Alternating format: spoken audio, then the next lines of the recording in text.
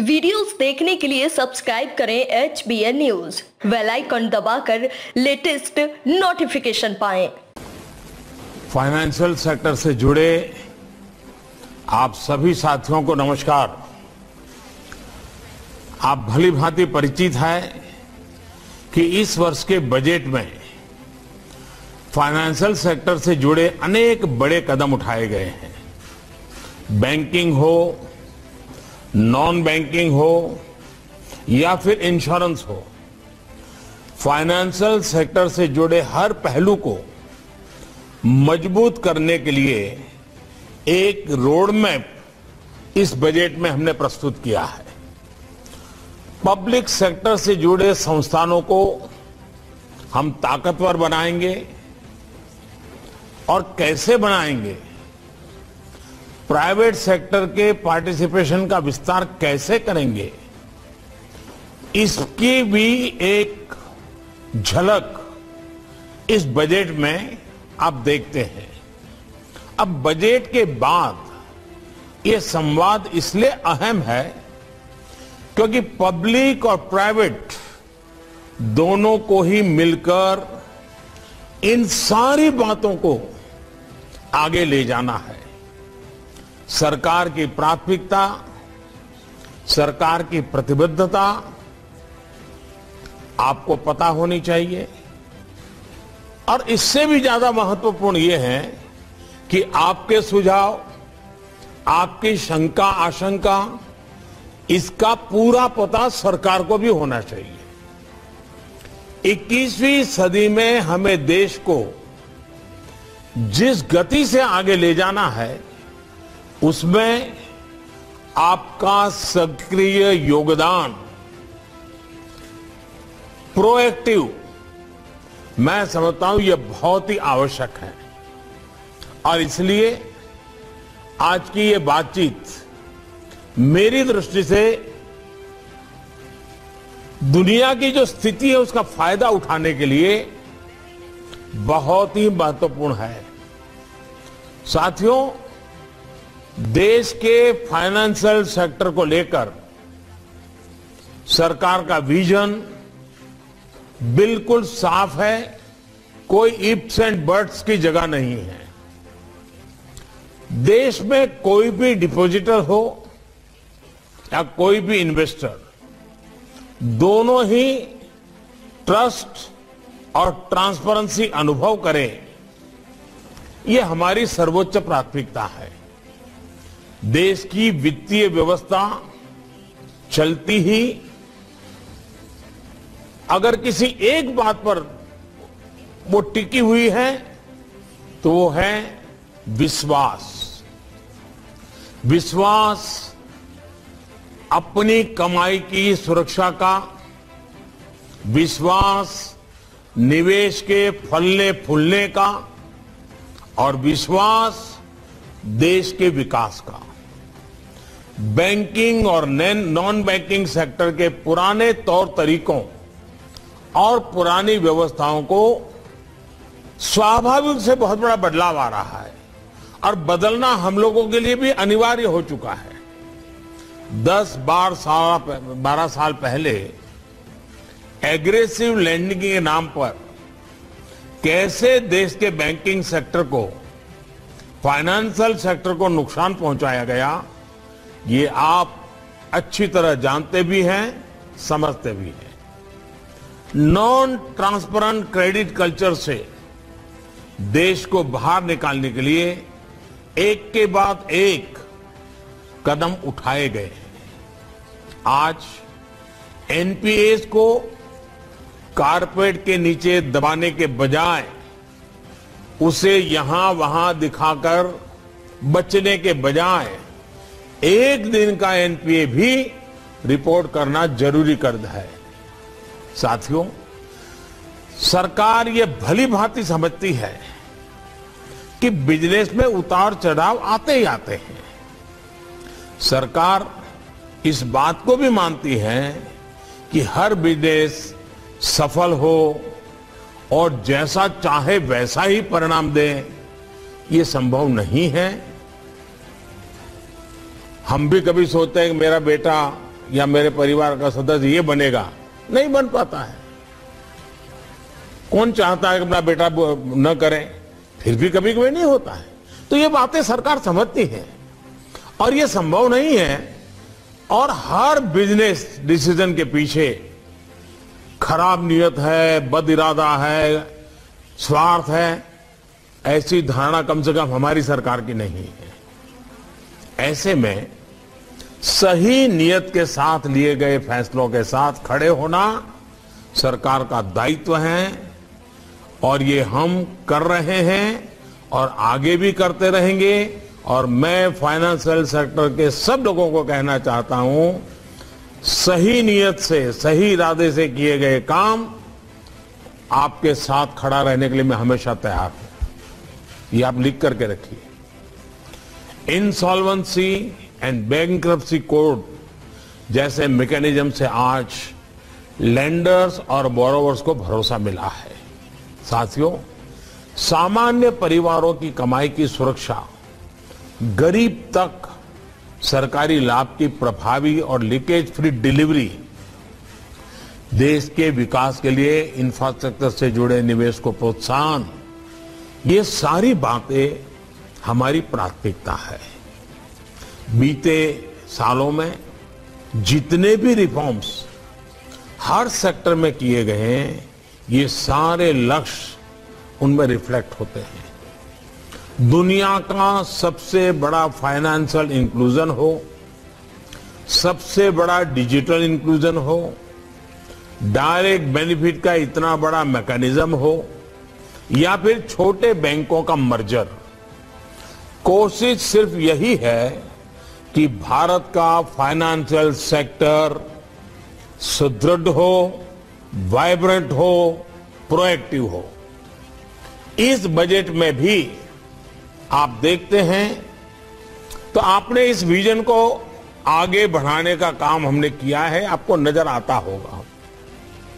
साथियों, इस वर्ष हमने नई पब्लिक सेक्टर पॉलिसी घोषित की है। इस पॉलिसी में फाइनेंशियल सेक्टर भी शामिल है। हमारी अर्थव्यवस्था में अभी भी बैंकिंग और इंश्योरेंस के लिए बहुत अधिक संभावनाएं हैं। इन्हीं संभावनाओं को देखते हुए इस बजट में भी हमने अनेक कदम उठाए हैं।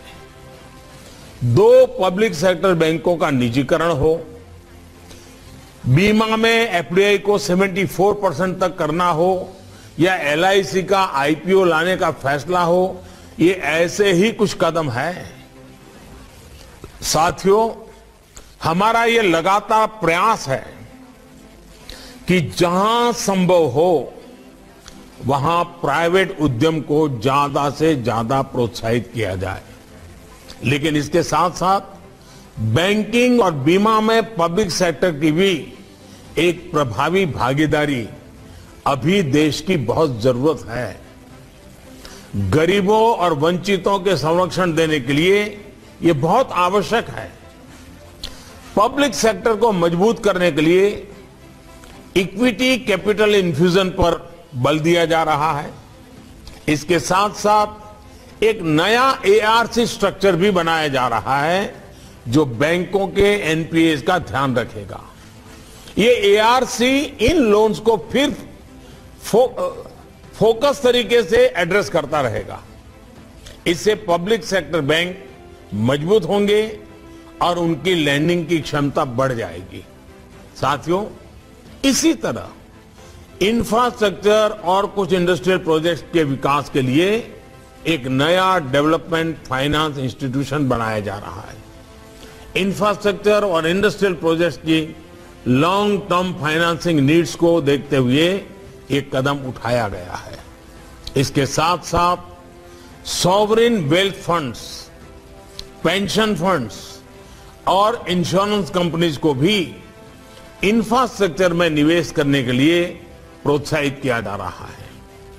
लॉन्ग टर्म बॉन्ड्स इश्यू किए जा सके, इसके लिए कॉरपोरेट बॉन्ड मार्केट के लिए नई बैकस्टॉप फैसिलिटीज में भी दी जा रही है।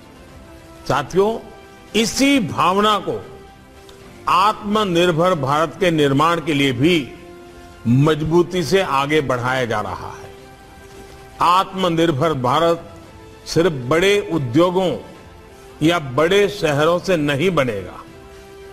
आत्मनिर्भर भारत गांवों में, छोटे शहरों में, छोटे छोटे उद्यमियों के, सामान्य भारतीयों के परिश्रम के योगदान का उसमें बहुत महत्व है। आत्मनिर्भर भारत किसानों से, कृषि उत्पादों को बेहतर बनाने वाली इकाइयों से बनेगा। आत्मनिर्भर भारत हमारे एमएसएमई से बनेगा, हमारे स्टार्टअप से बनेगा। और आत्मनिर्भर भारत की एक बड़ी पहचान हमारे स्टार्टअप्स, हमारे एमएसएमई होंगे। इसलिए कोरोना काल में एमएसएमई के लिए विशेष योजनाएं बनाई गई। इनका लाभ उठाते हुए करीब 90 लाख उद्यमों को 2.4 ट्रिलियन रुपए का क्रेडिट मिल चुका है। एमएसएमई और स्टार्टअप्स को सपोर्ट करना, इन तक क्रेडिट फ्लो का विस्तार करना आप भी आवश्यक समझते हैं। सरकार ने अनेक रिफॉर्म्स करके इनके लिए कृषि, कोयला और स्पेस जैसे अनेक सेक्टरों को खोल दिया है। अब ये देश के फाइनेंशियल सेक्टर की जिम्मेदारी है कि गांवों और छोटे शहरों में पल रही इन आकांक्षाओं की पहचान करके उनको आत्मनिर्भर भारत की ताकत बनाएं। साथियों, हमारी अर्थव्यवस्था जैसे जैसे बड़ी हो रही है, तेजी से बढ़ने लगी है, तो क्रेडिट फ्लो भी उतना ही जरूरी हो गया है। आपको ये देखना है कि नए सेक्टर्स, नए उद्यमियों तक क्रेडिट कैसे पहुंचे। नए स्टार्टअप और फिनटेक के लिए आप नए और बेहतर फाइनेंशियल प्रोडक्ट्स तैयार करने पर फोकस करें। आप सभी भली भांति जानते हैं कि हमारे फिनटेक स्टार्टअप्स आज बेहतरीन काम कर रहे हैं और इस सेक्टर में हर संभावनाओं एक्सप्लोर कर रहे हैं। कोरोना काल में भी जितनी स्टार्टअप डील्स हुई हैं, उनमें हमारे फिनटेक की हिस्सेदारी बहुत अधिक रही है। जानकार बताते हैं कि इस वर्ष भी ये मोमेंटम बना रहेगा। इसलिए आपको भी इसमें नई संभावनाएं तलाश करनी है।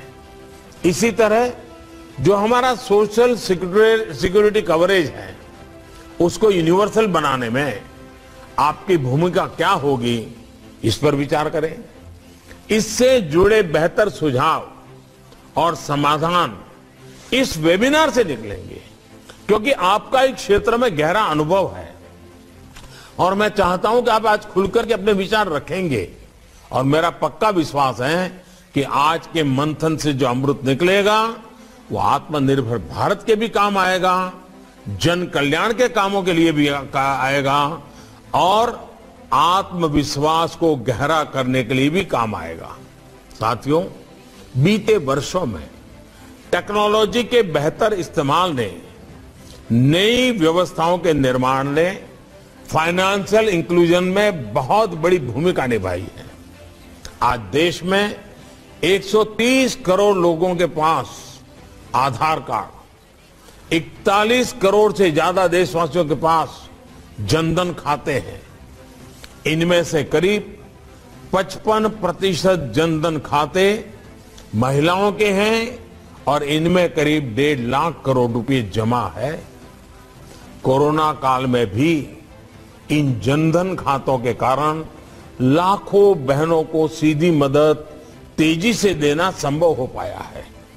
आज यूपीआई से हर महीने एवरेज 4 लाख करोड़ रुपए से अधिक का लेन देन हो रहा है और रुपे कार्ड की संख्या भी 60 करोड़ पहुंच चुकी है। आधार की मदद से instant authentication, India post bank का विशाल नेटवर्क, लाखों कॉमन सर्विस सेंटर के निर्माण ने फाइनेंशियल सर्विसेज को देश के दूर दराज वाले इलाकों तक पहुंचा दिया है। आज देश में 2 लाख से ज्यादा बैंक मित्र Aadhaar enabled payment system AEPS device की मदद से गांवों में लोगों के घर तक बैंकिंग सेवा को लेकर पहुंच रहे हैं। 1.25 लाख से ज्यादा पोस्ट ऑफिसेज भी इसमें मदद कर रहे हैं। आप ये जानकर हैरान रह जाएंगे कि पिछले साल अप्रैल से लेकर जून के बीच इन बैंक मित्रों ने अपने AEPS डिवाइस से 53,000 करोड़ रुपए से ज्यादा का लेन देन करने में ग्रामीणों की मदद की है। और हमें यह याद रखना है कि ये कोरोना का वो समय था जब भारत में लॉकडाउन था। साथियों, आज भारत गर्व कर सकता है कि देश का करीब करीब हर वर्ग किसी न किसी रूप से देश के फाइनेंशियल सेक्टर में इंक्लूड हो चुका है। देश अब दशकों के फाइनेंशियल एक्सक्लूजन से मजबूत हो रहा है।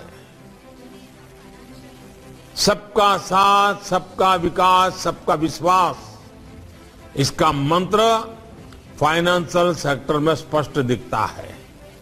आज गरीब हो, किसान हो, पशुपालक हो, मछुआरे हो, छोटे दुकान हो, सबके लिए क्रेडिट एक्सेस संभव हो पाया है। मुद्रा योजना से ही बीते सालों में करीब 15 लाख करोड़ रुपए का ऋण छोटे उद्यमियों तक पहुंचा है। इसमें भी लगभग 70% महिलाएं हैं और 50% से ज्यादा दलित, वंचित, आदिवासी और पिछड़े वर्ग के उद्यमी हैं। पीएम किसान स्वनिधि योजना से अब तक करीब 11 करोड़ किसान परिवारों के खाते में 1,15,000 करोड़ रुपए से ज्यादा की मदद पहुंच चुकी है।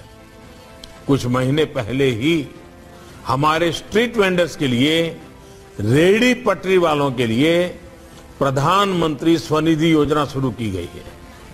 इस वर्ग का पहली बार देश के फाइनेंशियल सेक्टर में इंक्लूजन किया गया है। इसके तहत करीब 15 लाख रेहड़ी पटरी वालों को अब तक 10,000 रुपए के ऋण दिए जा चुके हैं। ये सिर्फ वन टाइम इंक्लूजन नहीं है, बल्कि उनकी क्रेडिट हिस्ट्री भविष्य में उनको एक्सपांड करने में भी मदद करेगी। इसी तरह ट्रेड्स और PSB लोन जैसे डिजिटल लैंडिंग प्लेटफॉर्म से MSMEs को सस्ता ऋण तेजी से मिल पा रहा है। किसान क्रेडिट कार्ड जैसी सुविधा तेजी से इनफॉर्मल लैंडिंग के कुचक्र से छोटे किसान को, पशुपालक को, मछुआरे को बाहर निकाल रही है। साथियों, अब प्राइवेट सेक्टर को भी कहीं न कहीं विचार करना होगा कि हमारे समाज के इस सेक्शन के लिए इनोवेटिव फाइनेंशियल प्रोडक्ट्स आप कैसे निकालते हैं। जो हमारे सेल्फ हेल्प ग्रुप है, उनमें मैन्युफैक्चरिंग से लेकर सर्विसेज तक हर सेक्टर में बहुत बड़ी कैपेबिलिटी है। ये ऐसे ग्रुप्स हैं जिनका क्रेडिट डिसिप्लिन हमेशा आपने अनुभव किया है बहुत बेहतरीन रहता है। प्राइवेट सेक्टर ऐसे ग्रुप्स के माध्यम से रूरल इंफ्रास्ट्रक्चर में इन्वेस्टमेंट की संभावनाएं तलाश कर सकता है। ये सिर्फ वेलफेयर का मामला नहीं है, बल्कि एक बेहतरीन बिजनेस मॉडल भी सिद्ध हो सकता है। साथियों, फाइनेंशियल इंक्लूजन के बाद अब देश फाइनेंशियल एम्पावरमेंट की तरफ तेजी से आगे बढ़ रहा है।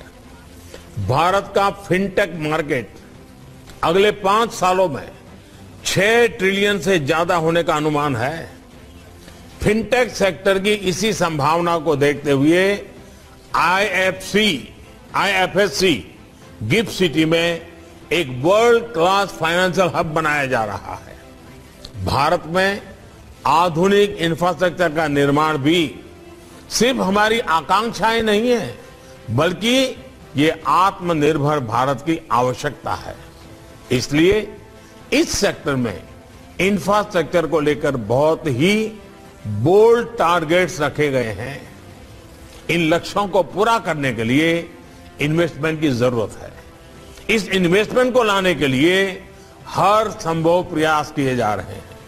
ये लक्ष्य पूरे फाइनेंशियल सेक्टर के सक्रिय सहयोग से ही प्राप्त हो सकेगा। साथियों, हमारा फाइनेंशियल सिस्टम मजबूत हो, इसके लिए अपने बैंकिंग सेक्टर को सशक्त करने के लिए भी सरकार कमिटेड है। अब तक जो बैंकिंग रिफॉर्म्स किए गए हैं वो आगे भी जारी रहेंगे। मुझे विश्वास है कि रिफॉर्म्स को लेकर और बजट में तय प्रावधानों के इम्प्लीमेंटेशन को लेकर आपकी तरफ से सार्थक सुझाव मिलेंगे। मुझे पूरा विश्वास है कि देश और दुनिया के इस क्षेत्र के महारथी आज पूरा दिवस इस विषय पर हमारा मार्गदर्शन करने वाले हैं। आपकी एक एक बात मेरी सरकार के लिए बहुत मूल्यवान है। आप बिना संकोच आगे के रोड मैप के लिए हम क्या कर सकते हैं, हम मिलकर के कैसे आगे बढ़ सकते हैं, आपकी कोई कठिनाइयां हो तो हम कैसे दूर कर सकते हैं, आप जिम्मेवारी लेकर के देश को कैसे आगे बढ़ाने में भागीदार बन सकते हैं, इन सारे विषयों को एक एक्शनेबल पॉइंट के साथ, रोड मैप के साथ, टारगेट के साथ और समय सीमा के साथ आज की चर्चा से हम बहुत बड़ा लाभ उठाना चाहते हैं। मुझे विश्वास है कि आपका ये समय मूल्यवान है, उससे भी मूल्यवान आपके सुझाव है और हमारा संकल्प है। बहुत बहुत धन्यवाद।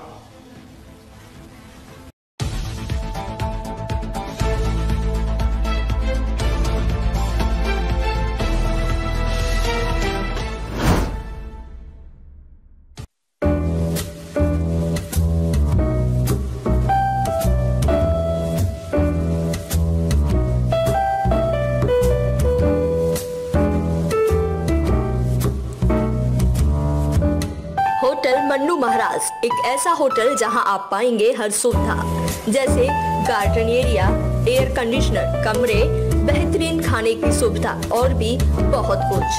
पता दिल्ली रोड, सिकंदराबाद, बुलंदशहर। संपर्क करें 7900481418 7055551418।